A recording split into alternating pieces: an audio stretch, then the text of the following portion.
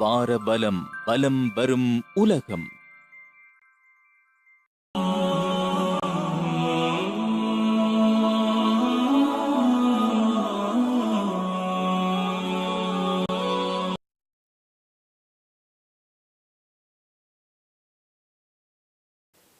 பிஸ்மில்லாஹிர் ரஹ்மானிர் ரஹீம். அல்ஹம்துலில்லாஹி ரப்பில் ஆலமீன். அஸ்ஸலாத்து வஸ்ஸலாமு அலா அஷ்ரஃபில் அன்பியா வல் முர்சலீன் வ அலா ஆலிஹி வ அஸ்ஹாபிஹி அஜ்மஈன். அம்மா பஅத். கண்ணியத்துக்குரிய வாரவலம் நேயர்களே, உங்கள் அனைவருக்கும் அன்பின் சலாம். அஸ்ஸலாமு அலைக்கும் வரஹ்மத்துல்லாஹி வபரகாத்துஹு. இஃப்தார் சிந்தனையினூடாக உங்கள் அனைவரையும் சந்திப்பதில் மகிழ்ச்சி அடைகின்றோம். இன்று நாங்கள் ஆன்மீக கல்வியின் அவசியம் குறித்து சொற்ப வேளை கலந்துரையாடலாம் நினைக்கிறோம் இன்ஷா அல்லாஹ். ஆன்மீக கல்வி என்று நாம் இங்கு வரையறுப்பது இஸ்லாத்தினதும் இஸ்லாமிய மார்க்கத்தினதும் அடிப்படைகளை கற்றுக்கொள்கின்ற கல்வி என்பதாகும். அடிப்படையில் இஸ்லாம் கல்வி கற்பதை மிகவுமே ஊக்குவித்திருக்கின்றது. நபிகள் நாயகம் ஸல்லல்லாஹு அலைஹி வஸல்லம் அவர்கள் சொன்னார்கள், தலபுல் இல்மி ஃபரீலத்துன் அலா குல்லி முஸ்லிமின் வ முஸ்லிமா. ஒவ்வொரு முஸ்லிமான ஆண் பெண் மீதும் அறிவை தேடி படிப்பது கடமையாகும் என்ற கருத்தை அவர்கள் சொன்னார்கள். அதே போன்று அல் குர்ஆன் அறிந்தவர்களும் அறியாதவர்களும் சமமாவார்களா என்று எம்மை பார்த்து கேள்வி எழுப்புகின்றது. அறிவின் முக்கியத்துவத்தை எமக்கு எடுத்துரைக்கின்றது. இது பொதுவாக அறிவை பற்றி சொல்லப்பட்டாலும் அந்த அறிவு அல்லாஹ்வை தேடுகின்ற அறிவாக, மார்க்கத்தின் அடிப்படையில் எழுகின்ற அறிவாக இருக்கின்ற போது அதற்கு இன்னும் அதிகமான பெருமானத்தை இஸ்லாம் கொடுக்கின்றது. நபிகள் நாயகம் ஸல்லல்லாஹு அலைஹி வஸல்லம் அவர்களுக்கு முதலில் அல்லாஹ் தஆலா கொடுத்த செய்தியே அதுதான், இக்ரா, வாசிப்பீராக. அது எதையும் வாசிக்கலாம். அவர் உலகத்தின் தேடல்களில் எதையும் ஒருவர் தேடி ஆராயலாம், படிக்கலாம். ஆனால் அதற்கு ஒரு நிபந்தனையை குர்ஆன் சொல்கிறது, பிஸ்மி ரப்பிக்க. அது உம்முடைய இறைச்சைகளின் பெயரால் ஆரம்பிக்கப்பட வேண்டும். அங்கு கல்விக்கு ஆன்மீக சாயல் பூசப்படுவதை நாங்கள் பார்க்கின்றோம். இக்ரா என்பது பொதுவான கல்வி. அதே நேரம் பிஸ்மி ரப்பிக்கே என்பது அதற்கு ஆன்மீக பெருமானம் கொண்டதாக அது மாற்றப்பட வேண்டும் என்பது அங்கு இஸ்லாம் வலியுறுத்துகின்ற ஒரு விடயமாக இருக்கின்றது. எனவேதான் அல்லாஹ் தஆலா குர்ஆனிலே சொல்கின்ற போது, இன்னமா யக்ஷல்லாஹு மின் இபாதிஹில் உலமா. அல்லாஹ்வை சரியான முறையில் அஞ்சுபவர்கள் அறிஞர்களாகவே இருக்கிறார்கள். இங்கு அறிவுக்கும் அல்லாஹ் மீதான அச்சத்துக்கும் இடையில் ஒரு தொடர்பை அல்லாஹ் தஆலா சொல்கிறார். இது ஒரு அற்புதமான ஒரு வசனம். அறிவு கூடும்போது அல்லாஹ்வின் மீதான அச்சம் அதிகரிக்க வேண்டும். ஒருவருடைய தேடலும் ஆய்வும் அதிகரிக்கின்ற போது அவர் அல்லாஹ்வின் பக்கம் நெருங்க வேண்டும். ஒருவருடைய அறிவு எந்த அளவுக்கு அதிகரிக்கிறதோ அந்த அளவுக்கு அவருடைய ஆன்மீகத்திலும் பரிபக்குவம் ஏற்படுத்தப்பட வேண்டும் என்கின்ற ஒரு மறைவான செய்தியை இந்த வசனம் எங்களுக்கு சொல்கிறது. எனவேதான் சஹாபாக்கள் கூட இந்த அறிவு தேடலிலே மிகவும் ஆர்வம் கொண்டவர்களாக இருந்திருக்கிறார்கள். நபிகள் நாயகம் ஸல்லல்லாஹு அலைஹி வஸல்லம் அவர்கள் சொன்னதாக ஒரு செய்தி திருமிதியிலே பதிவு செய்யப்பட்டிருக்கின்றது. இரவு வேளைகளிலே நீண்ட நேரம் நின்று வணங்குவதை விட 1 மணி நேர அறிவு தேடல் மிகவும் உயர்ந்தது என்கின்ற விடயத்தை ஸல்லல்லாஹு அலைஹி வஸல்லம் அவர்கள் குறிப்பிட்டு காட்டியிருப்பதை நாங்கள் பார்க்கின்றோம். எந்த அளவுக்கு அறிவுக்கு சஹாபாக்கள் முக்கியத்துவம் கொடுத்தார்கள். அலி ரலியல்லாஹு தஆலா அவர்கள் சொல்லுவார்கள், மன் அல்லமனி ஹர்ஃபன் சிர்து லஹு அப்தன்.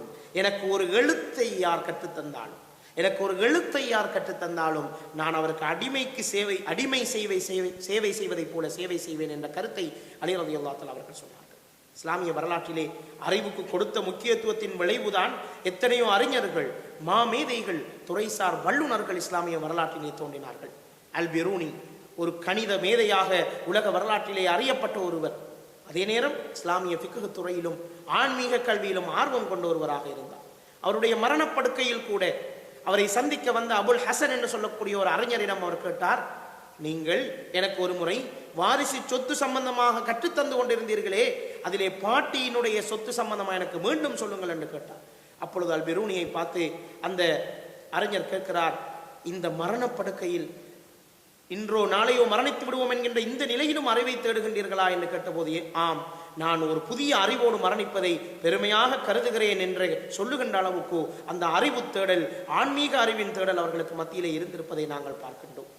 எனவேதான் இஸ்லாமிய அறிஞர்கள் சொல்கிறார்கள், ஒரு இபாதத்தை ஒருவர் அறியாமையில் செய்வதை விட அதனுடைய சட்ட திட்டங்களை அறிந்து அதில் ஈடுபடுவதுதான் மிகவும் ஏற்றமானது என்கின்ற கருத்தை அவர்கள் சொல்லி காட்டியிருப்பதை நாங்கள் பார்க்கின்றோம். எனவேதான் இஸ்லாமிய அறிவு என்பது, ஆன்மீக அறிவு என்பது மிக முக்கியமான ஒன்றாக இருக்கிறது. இன்று நம்மில் எத்தனையோ பேர் இருக்கிறோம், நமக்கு அடிப்படை இஸ்லாமிய அறிவு இல்லாத நிலையில் இருக்கின்றோம். தன்னுடைய உறவினர் ஒருவர் மரணித்தால் அவருக்கான ஜனாசா தொழுகையை எப்படி தொழுவிப்பது என்று கூட நம்மில் பலருக்கு தெரியாது. சாதாரணமாக ஒரு நோயாளியை தரிசிக்க சென்றால் அவருக்கு எவ்வாறு இஸ்லாமிய அடிப்படையில், இஸ்லாமிய வழிமுறைகளின் அடிப்படையில் அவருக்கு துவா செய்ய வேண்டும் என்று எங்களுக்கு தெரியாது. அதே போன்று சாதாரணமாக வியாபார சட்டத்திட்டங்களை பற்றி எங்களுக்கு தெரியாது, நோன்பினுடைய சட்டத்திட்டங்களை பற்றி தெரியாது. இவ்வாறு அடிப்படையாக நாம் அறிந்திருக்க வேண்டிய இஸ்லாமிய அறிவு பாரம்பரியத்தை கூட நாம் அறியாமல் இருப்பது அல்லாஹ்வின் பார்வையிலே, மார்க்கத்தின் பார்வையிலே ஒரு பாவமான காரியம் என்பதை நாங்கள் மறந்துவிடக்கூடாது. அன்புக்குரிய நேயர்களே, நாங்கள் இந்த இடத்தில் தான் மிக கவனமாக இருக்க வேண்டும். நம்முடைய குழந்தைகளுக்கு நாம் எப்படி ஆங்கில அறிவை, கணனி அறிவை, ஏனைய உலக அறிவை கற்றுக் கொடுக்கின்றோமோ அதே போல அல் குர்ஆனினுடைய அறிவை, ஹதீஸினுடைய அறிவை நாங்கள் கற்றுக் கொடுக்க மறந்துவிடக்கூடாது. உமர் ரலியல்லாஹு அன்ஹு அவர்களிடத்திலே ஒரு வழக்கு வருகின்றது. ஒரு தந்தை வந்து உமர் ரலியல்லாஹு தஆலா அவர்களிடத்திலே முறைப்பாடு செய்கிறார். என்னுடைய மகன் எனக்கு அடிக்கின்றான், நோவினை செய்கின்றான், என்னை கடுமையாக சித்திரவதைக்குள்ளாக்குகின்றான், நீங்கள் தான் அவனை விசாரிக்க வேண்டும் என்று சொல்கிறார்கள். உமர் ரலியல்லாஹு தஆலா அவர்களுக்கு கடுமையான கோபம் ஏற்படுகின்றது. உடனே அந்த மகனை அழைத்து வருமாறு கட்டளை பிறப்பிக்கின்றார்கள். மகன் அழைத்து வரப்படுகின்றார். அவரை விசாரிக்கின்றார்கள். இவ்வாறு உங்களுடைய தந்தை சொல்வது உண்மையா என்று கேட்கிறார்கள். அதற்கு அந்த மனிதன் சொல்கிறான், ஆம், தந்தை சொன்னது உண்மைதான், ஆனால் அதற்கு நான் காரணம் அல்ல, என்னுடைய தந்தை தான் காரணம் என்று சொல்கிறார்.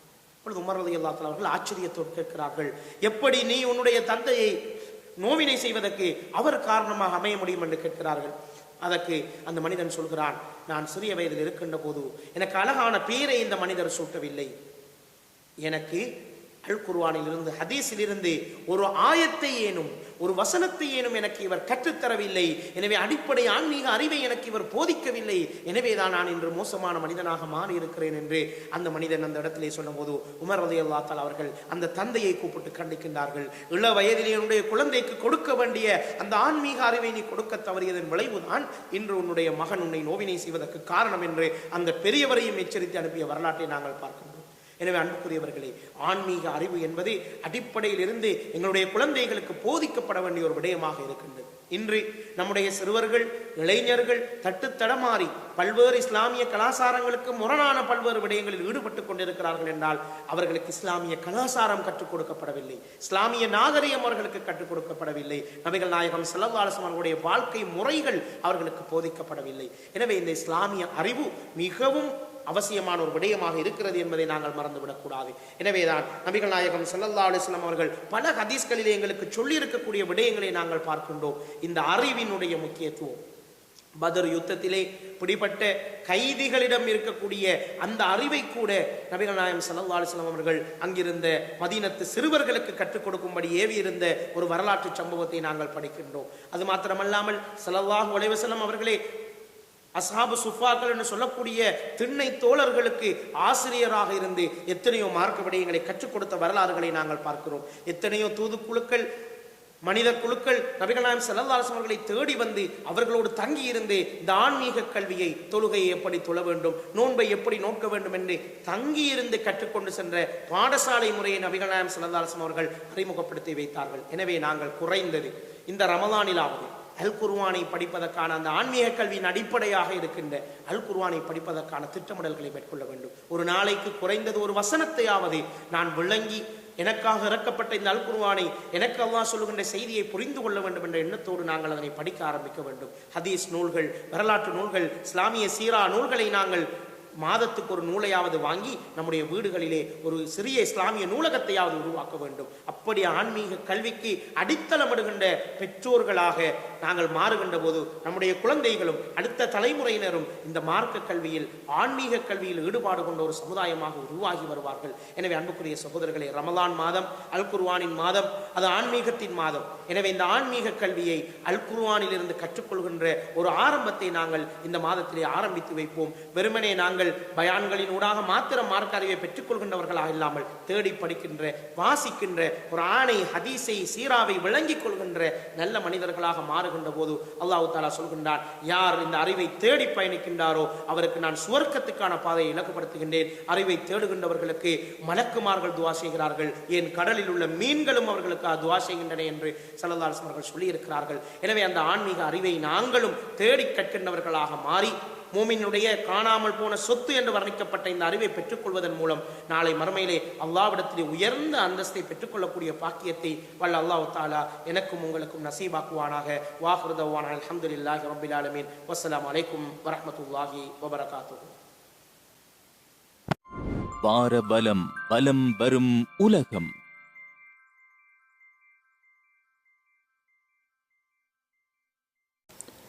வாரபலம் யூடியூப் சேனலோடு இணைந்திருக்க எமது சேனலை சப்ஸ்கிரைப் செய்யுங்கள். பக்கத்தில் இருக்கும் பெல் ஐக்கானையும் அழுத்திவிடுங்கள். லைக் செய்யுங்கள், கமெண்ட் செய்யுங்கள், ஷேர் பண்ணுங்கள். எமது சேனலின் வெற்றிக்கு ஆதரவு தாருங்கள். நன்றி.